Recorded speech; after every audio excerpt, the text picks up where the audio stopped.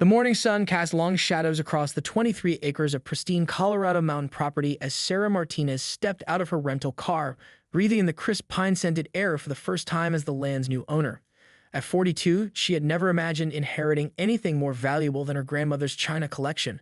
But here she stood, holding the deed to what her great-aunt Elena had called God's own backyard.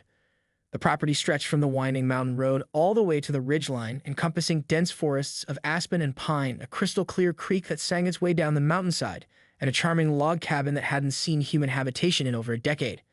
Sarah had taken emergency leave from her position in Washington, D.C. to handle the estate, planning to spend a week deciding whether to sell or somehow find a way to keep this unexpected slice of paradise. She was still marveling at the view when the sound of helicopter rotors shattered the mountain silence. The aircraft descended with military precision, landing in what appeared to be a cleared area just beyond her property line. Sarah shielded her eyes against the rotor wash, watching as a tall woman in designer athletic wear emerged from the cockpit. Even from a distance, everything about the woman screamed money, from her perfectly styled blonde hair that somehow remained unmussed despite the helicopter ride, to the way she strode across the meadow like she owned every blade of grass beneath her feet. "You must be the new owner," the woman called out, her voice carrying an unmistakable tone of authority mixed with barely concealed irritation. "I'm Karen Whitmore. I live just over there." She gestured vaguely toward a massive modern house that jutted from the opposite hillside like a glass and steel monument to excess. "We need to talk." Sarah approached cautiously, her instincts, honed by 20 years of dealing with difficult personalities and federal aviation regulation, immediately on alert. "I'm Sarah Martinez. Nice to meet you, though I have to say, that's quite an entrance."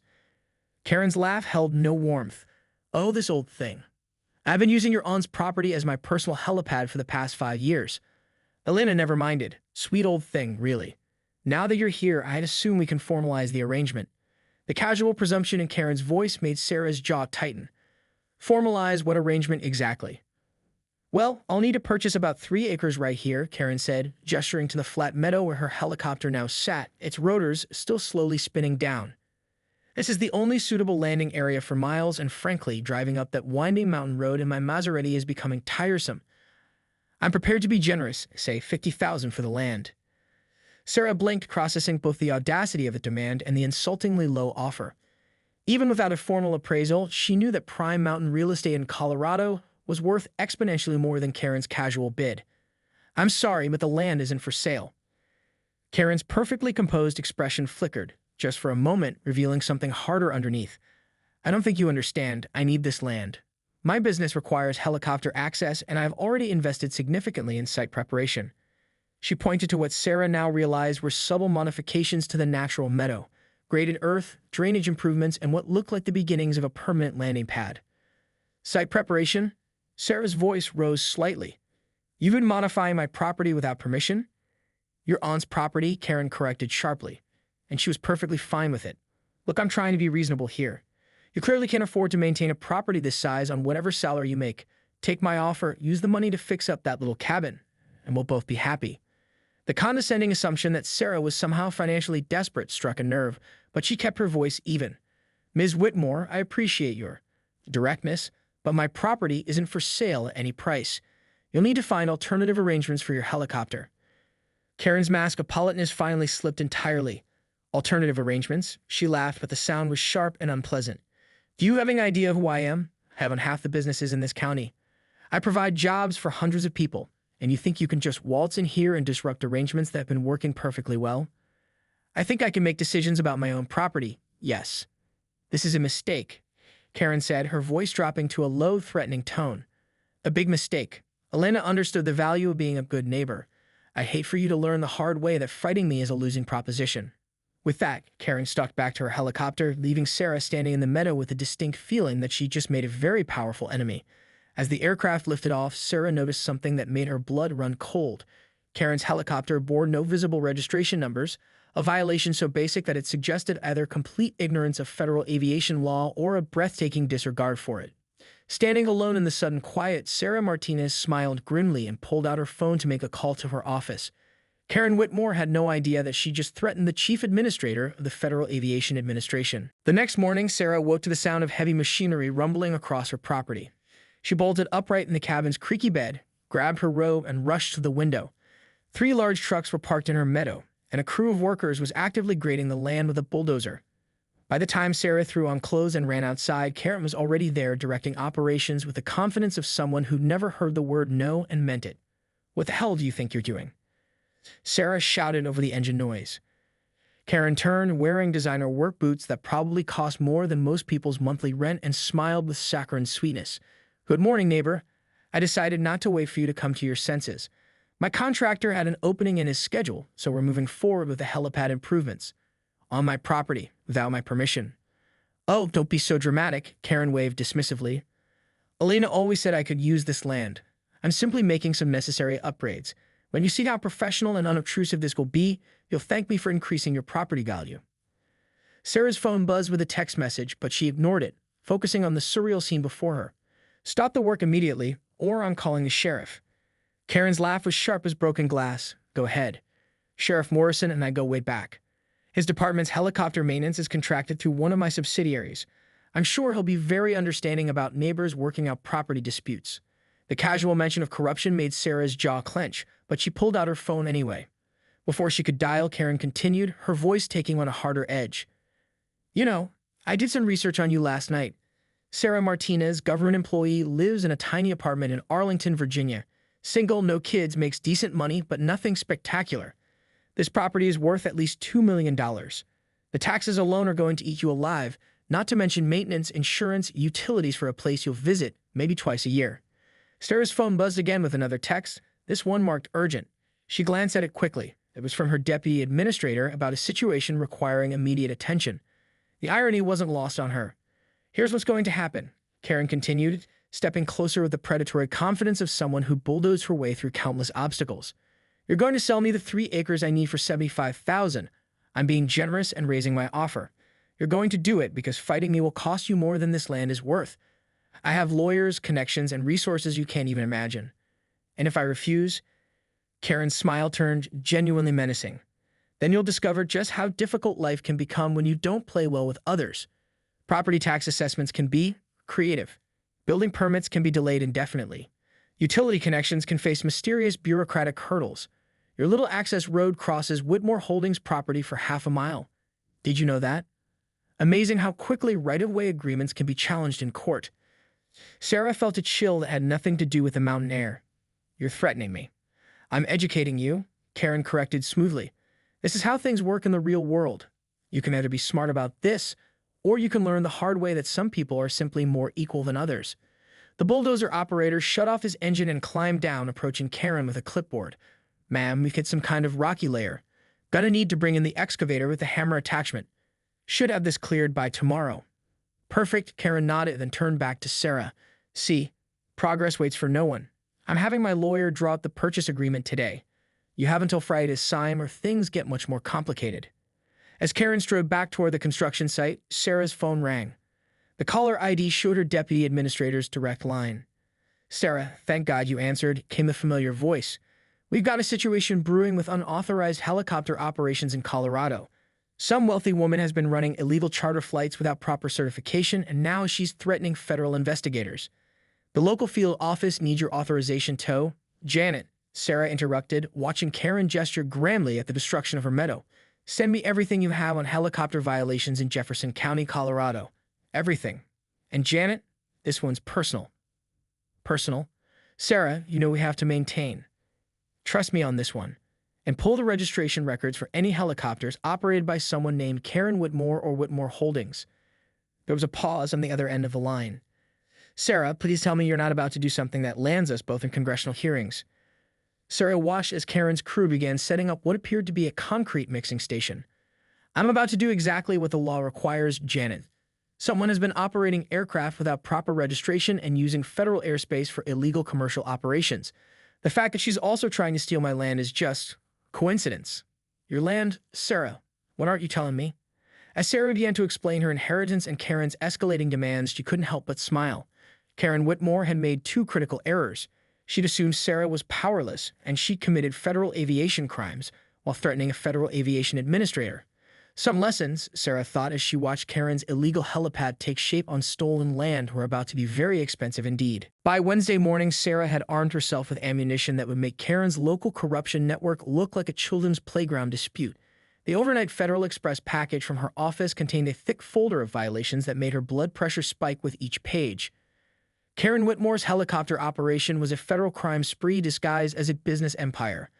Unregistered aircraft, unlicensed pilots, illegal charter operations, and violations of restricted airspace that should have grounded her permanently years ago. The only reason she hadn't been caught was the sheer audacity of operating in a remote area where federal oversight was minimal and local officials were clearly compromised. Sarah was reviewing the evidence when Karen's silver Maserati roared up the mountain road, followed by a black Mercedes that screamed "expensive lawyer." She watched from the cabin window as two men in $1,000 suits climbed out along with Karen, who was dressed like she was heading to a country club board meeting. The knock on Sarah's door was sharp and imperious. "Ms. Martinez," Karen's voice carried through the wood. "I brought my attorney to help expedite our little property transaction."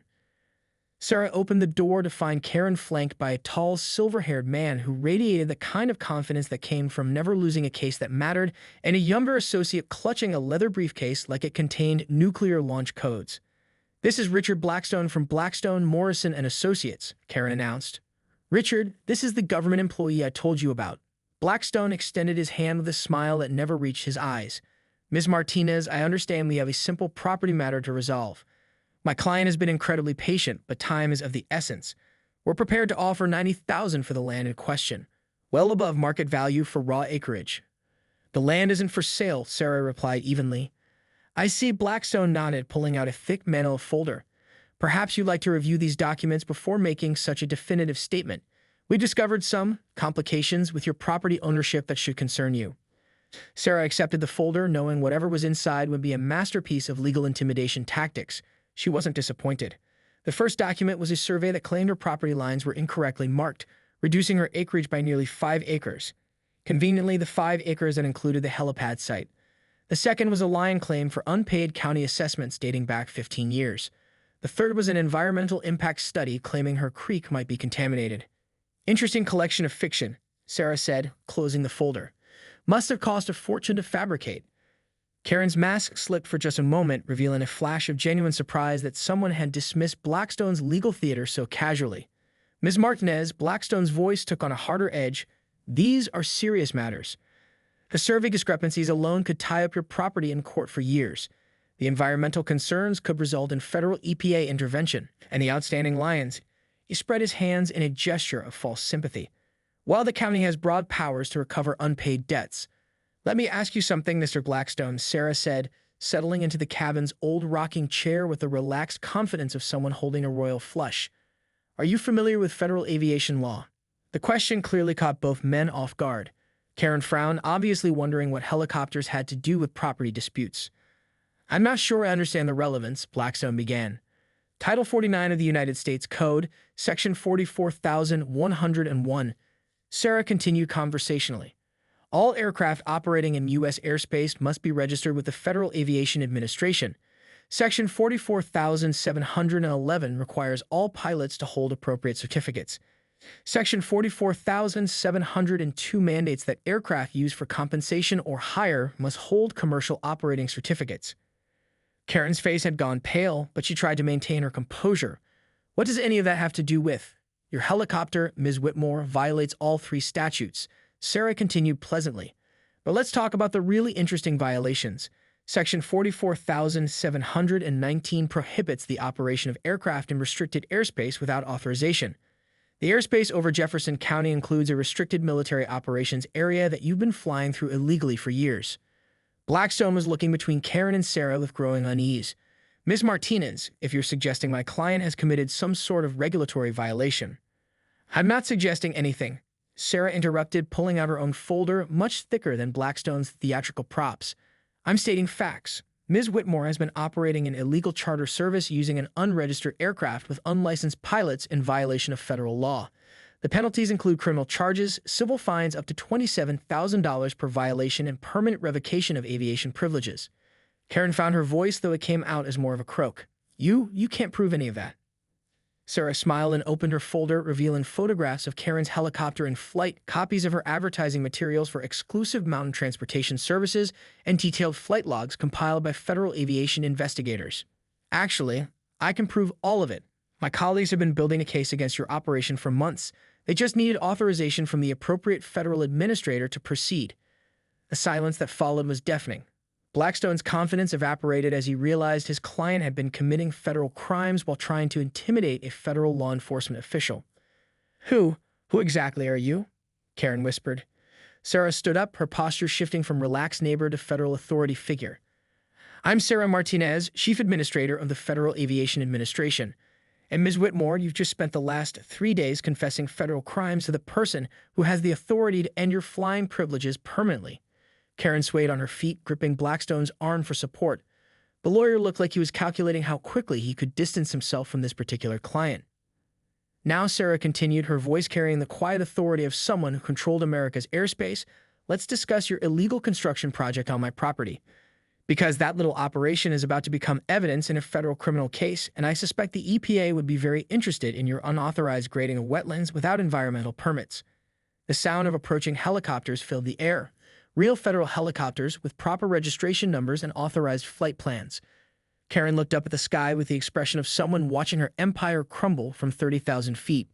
"Your move, Ms. Whitmore," Sarah said softly, "but I'd suggest you choose very, very carefully." 3 days of radio silence from Karen should have been Sarah's first warning that her wealthy neighbor was far from defeated. She learned the hard way that cornering a narcissist with unlimited resources and a complete disregard for consequences was like poking a rabid bear with a stick. It only made them more dangerous. Sarah was working on her laptop, coordinating with federal investigators who were building an airtight case against Karen's aviation crimes, when the sound of heavy machinery roared to life across her property. But this wasn't the modest grading operation from before. This sounded like a full-scale construction project. Stepping onto her porch, Sarah's jaw dropped. Karen had deployed what appeared to be an entire construction battalion. 2 massive concrete trucks were pouring a permanent landing pad, while crews worked with military precision to install underground fuel storage tanks, electrical systems, and what looked like a sophisticated communications array. A temporary chain-link fence now surrounded the entire operation, complete with private property, no trespassing signs that were either hilariously ironic or breathtakingly audacious. Karen stood in the center of it all, wearing a hard hat and safety vest like she was overseeing the construction of a major airport terminal. When she spotted Sarah approaching, her smile was sharp enough to cut glass. "Good morning, neighbor," Karen called out cheerfully. "I hope the noise isn't disturbing your little vacation. We're making excellent progress on the new helipad facility." "You can't be serious," Sarah said, staring at the scale of destruction. "I've told you this is my property, and you're facing federal charges. What part of that didn't penetrate?" Karen's laugh was genuinely delighted, as if Sarah had told an amusing joke. "Oh, Sarah, may I call you Sarah? You really don't understand how this works, do you? See, while you were busy playing federal agent, I was busy solving our little problem." She gestured grandly toward a black SUV parked at the edge of the construction zone. A man in an expensive suit was talking animatedly on his phone, gesturing at survey equipment set up around the property perimeter. Meet Douglas Cartwright, the county's most expensive surveyor. Funny thing about property lines, they're not always where people think they are. Turns out your dear Aunt Elena never properly recorded the final boundary markers when she inherited this land 60 years ago. Amazing what you can discover when you have the right people looking in the right places. Sarah felt a chill of apprehension. "What are you saying?" "I'm saying this." Karen pulled out a thick legal document, waving it like a victory flag. "Official county survey completed yesterday, filed with the courthouse this morning. 3.5 acres of what you think is your land actually belongs to me. Has for decades, apparently. Elena just never bothered to check." The document looked legitimate, complete with official seals and signatures. But Sarah had spent enough years in federal service to recognize a sophisticated fraud when she saw one. "You fabricated this," she said flatly. "Prove it," Karen shrugged. "In the meantime, I'm developing my legally owned property. The concrete is already poured, Sarah. The fuel tanks are installed.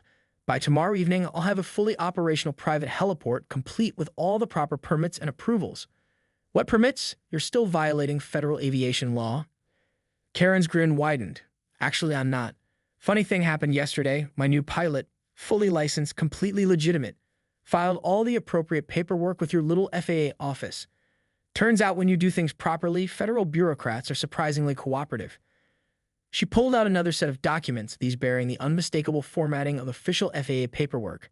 Sarah's heart sank as she recognized genuine federal forms, properly completed and apparently approved through normal channels. How is this possible? Sarah muttered, more to herself than to Karen. Money, connections, and the patience to do things the right way, Karen replied smugly. See, while you were busy trying to play gotcha with my old operation, I was busy building a completely new, completely legal one. New helicopter, new pilot, new company registration, proper insurance, the works. Cost me nearly $2 million, but hey, sometimes you have to invest in your infrastructure. Sarah stared at the construction site, her mind racing. Everything Karen was showing her appeared legitimate, but the timeline was impossible. You couldn't organize, fund, and legally document an operation this complex in 3 days, which meant, "You've been planning this for months," Sarah said slowly. "All of this, the legal paperwork, the construction permits, even the property survey, you had it ready before I ever inherited this land." Karen's smile turned predatory. "Very good. Yes, I've been preparing for Elena's eventual death for quite some time. Sweet old thing, but she was 93 and failing. I knew her property would go to some distant relative who wouldn't understand the complexities of mountain property ownership. You're admitting to fraud. I'm admitting to planning. Big difference. Everything I'm doing is perfectly legal now. The old illegal operation? That's yesterday's news. This is a completely different business entity operating under completely different parameters."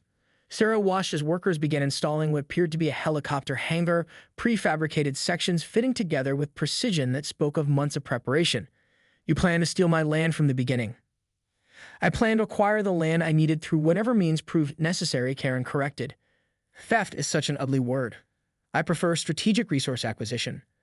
A new helicopter, this one bearing proper registration numbers and corporate logos, descended toward the nearly completed pad. Karen waved at the pilot like greeting an old friend. "My new ride," she called over the rotor noise. "Completely legal, fully insured, operated by a pilot with more certifications than a NASA astronaut. Even has GPS tracking and automated flight logging to keep your federal friends happy." As the helicopter settled onto the concrete pad, Sarah realized the full scope of Karen's operation. This wasn't desperate construction by someone backed into a corner. This was the execution of a plan that had been months in the making, designed to circumvent every legal obstacle Sarah could throw at her. "You know what the best part is?" Karen shouted over the engine noise. "Even if you could prove the property survey is fraudulent, which you can't, I've already invested over $3 million in permanent improvements. The county would never order them torn down. Too much tax revenue at stake."